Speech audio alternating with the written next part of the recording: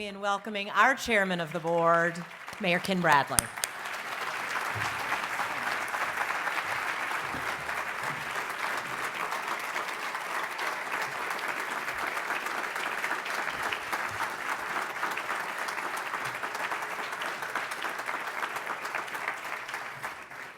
Winter Park is great because the people of Winter Park are great. The founders of Winter Park some 127 years ago planned a city with a beautiful park, a main street, and a train station. What foresight they had. The people of Winter Park some 60 years ago decided to plant oak trees and forever changed our city for the better. The people of Winter Park designed and built Park Avenue and Rollins College and Winter Park Memorial Hospital and the Winter Park Library. Together now look at how we, the people of Winter Park, have revitalized our city. Sunrail and a new train station. Trader Joe's and Martin Luther King Jr. Park. The Capon House Preservation and Move. Heritage Park, a new office building on the site of the former state office building. A new and improved Fairbanks Avenue, by the way, soon with major undergrounding to underground those unsightly lines that are there.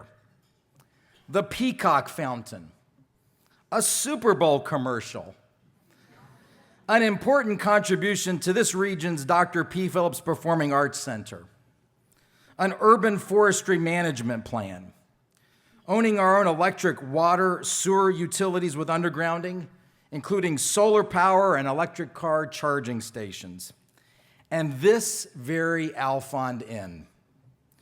Winter Park is great because the people of Winter Park are great, and indeed, the best is yet to come. The state of our city has never been better. Our finances are rock solid with substantial reserves, infinitely better than when I took office in March of 2009. Our city is safe and secure. Development is appropriate and steady. Our parks and infrastructure have received smart, targeted investments. Our future has never been brighter. And yes, the best is yet to come. It has truly been the honor of my life to serve these past 6 years as your mayor. Thank you so much for your kind accolades.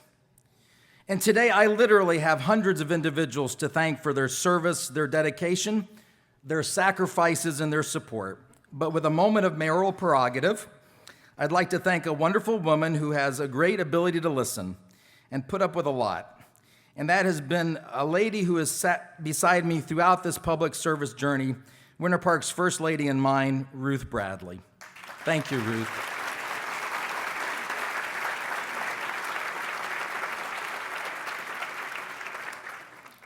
I have two things I'd like to do with the next few minutes. One is share with you a few of the things I have learned as mayor, and then also share with you my hopes for our city going forward. I've learned as mayor the employees of our city and government are dedicated, supportive, and innovative. You know, there may be citizens that feel because they pay taxes, they can dictate to these wonderful public servants. Nothing is further from the truth. We as citizens need to say thank you and say thank you often. And today, join me in thanking the three best of our employees who we recognized today and say thank you to them with your applause.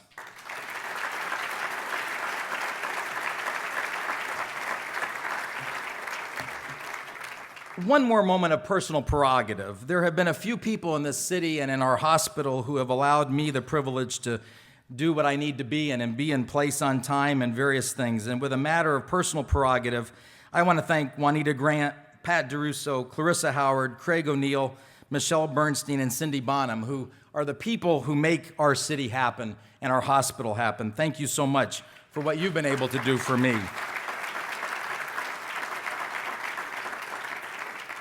I've learned as mayor, our form of government in the United States is still the best form of government in Earth's history. Yes, we should applaud for that.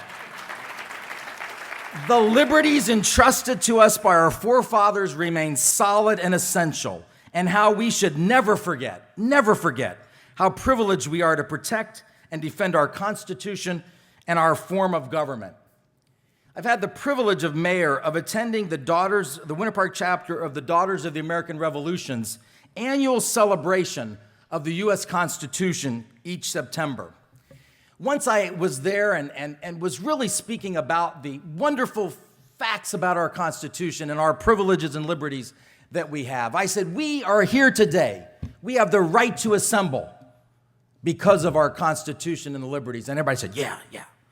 We have the right of freedom of speech. You can stand up and say your mayor is full of it today because of the freedom of speech. I said, we have the right this weekend to freely worship or not to freely worship in the assembly of our choice. And I got a little carried away with it. I said, and we have the right to bear arms. I asked, how many of you out there are armed? And this little old lady in the back whips out of her purse this gun.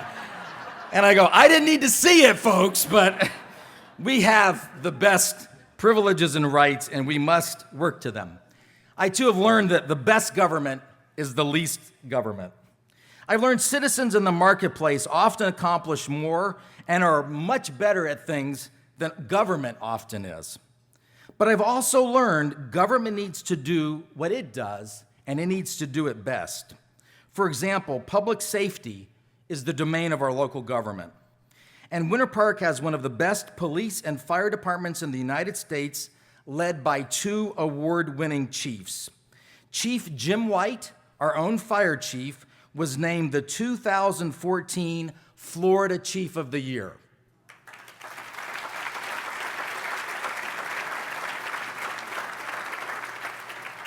And Randy and I had the privilege of seeing our own Chief Brett Raley receive the prestigious National J. Standard Baker Award for Highway Safety. Let's thank them both for what they do in our city.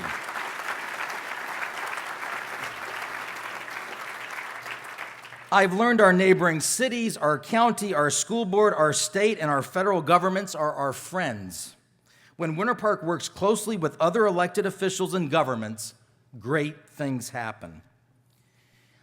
I learned this the hard way. I've learned before you throw out the first pitch for a little league game, you should practice. Unfortunately, I think Representative Miller had me out to my first pitch, and I bounced it up, and folks, that's very embarrassing. We practiced from then on, Mike, didn't we? I've learned great government can be very successful without raising taxes.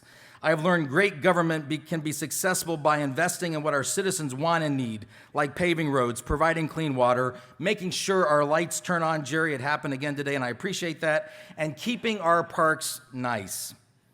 I've learned government is great when it lives within its means.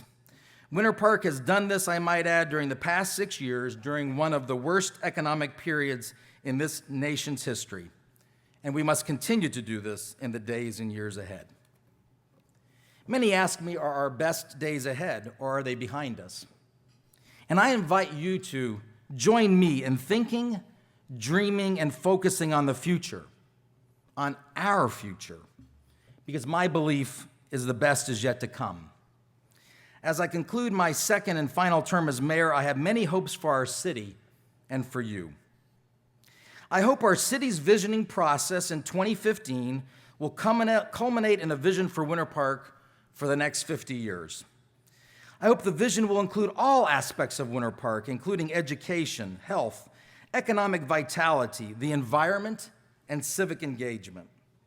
I hope the vision process will include thousands in sharing their thoughts and dreams for our city.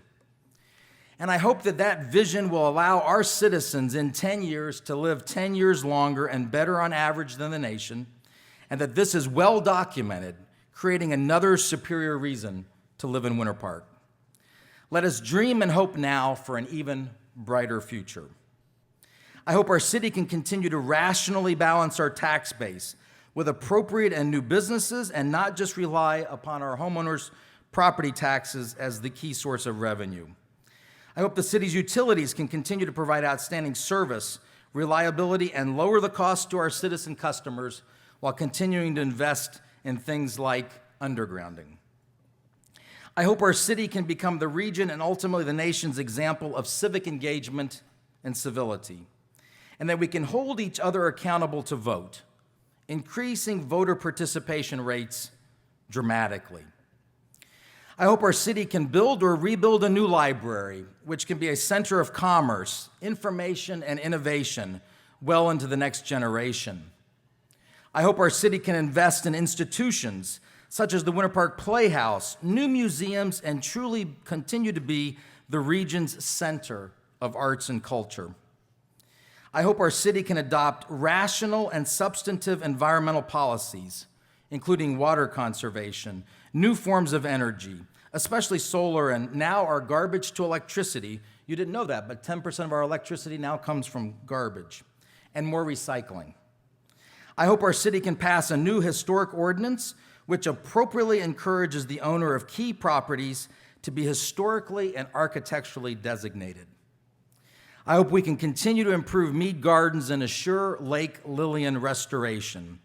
This week, we received a $400,000 grant from our state as another major step in restoring Lake Lillian, and initially we'll restore this year the Otter Pond. The Otter Pond. How exciting that is for our environment and for each one of us. I hope Sunrail continues to fulfill its promise, the development of an alternative transportation mode which can bring more workers, shoppers, visitors, and citizens to and from Winter Park, freeing up our roads. I hope we can get FDOT to paint the railroad bridge over 1792 and fix a few of our railroad crossings too. I hope we can improve downtown parking, both by creating new spaces and by using technology to find the available parking spaces in real time. I hope in partnership with regional, state, and federal authorities, Winter Park can develop smart forms of traffic control using technology so drivers and their cars can move through our city as if they are in a police-led motorcade. I hope the driverless car will be a reality within 10 years, along with home robots and monitoring. And what that will allow us to do is that our citizens will be able to live their entire lives in their homes and die the way most people desire to, in their beds, asleep at the age of 101. I hope that Rovidage will fulfill its original vision, a live, work, and play neighborhood, versus just becoming an area of large apartment complexes. And I hope we always remember Winter Park is an oasis, not an island. I hope Winter Park continues to be recognized as one of the best places to live and work and play in Florida, and yes, in the United States. And I hope we realize the people of Winter Park, those who live here, those who work here, those who play here, and those who want to live here, work here, and play here, are our most important differentiator. Yes, indeed, the best is yet to come. President Ronald Reagan, 9,502 days ago, in his farewell address to the nation, asked this question. And with slight modification, I think his question is still very pertinent today. He said, "And how stands the city on this winter day? More prosperous, more secure, and happier than it was 6 years ago? We made the city stronger.